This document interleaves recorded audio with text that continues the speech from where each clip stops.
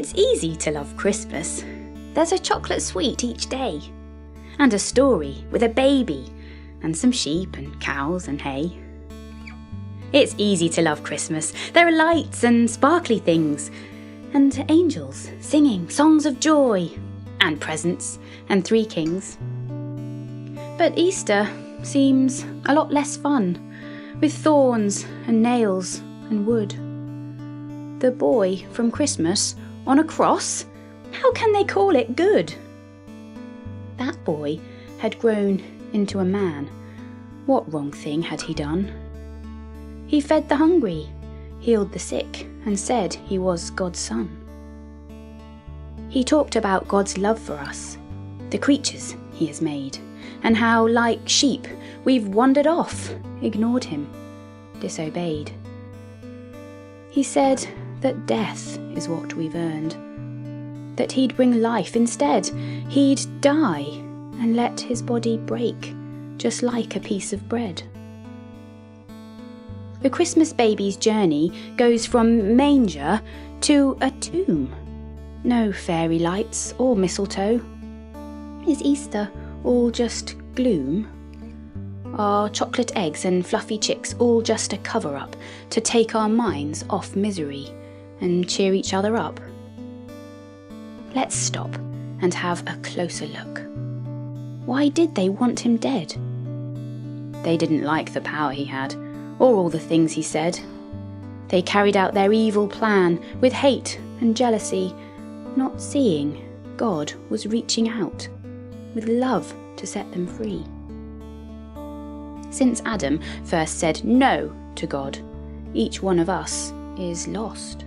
Sin lurks deep down in every heart and brings a hefty cost.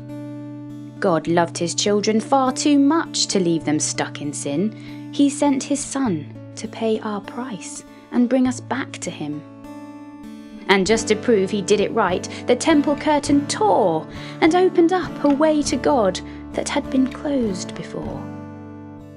The one who made the planets by the power of his voice took all the blame to rescue us. He gave his life by choice. Still wondering if it could be true? Well, hear what happened then. On Easter Day, the tomb was bare. He'd come to life again. When Mary went to see his grave, she found his body gone, then turned to hear him call her name. He'd fought with death and won. And Thomas said, "It can't be true. Dead people just don't rise. I want to touch his nail-scarred hands and see him with my eyes." So that's what Jesus let him do. He met him face to face. "Come, put your fingers here," he said, just where the nails were placed. "My Lord and God," were Thomas' words. What else was there to say? He saw that Jesus was the King. He still is King today. So Easter isn't boring. It's a topsy-turvy time. The perfect, spotless Son of God has swapped his place with mine. My dirty sin and all my wrong was placed on Jesus' head. God poured his anger down on him and made me clean instead. There, on the cruel and ugly cross, God made his kindness clear, and creatures who were once far off are friends who can come near. I wouldn't call Good Friday good. It's awesome! It is ace! Far better than a chocolate egg. I get God's love and grace. Next time you begin to think that Easter's dull and boring, take another look and see not blood, but love outpouring. Your chocolate egg might last a day or 2 if you can make it. But Jesus wants to give you life forever.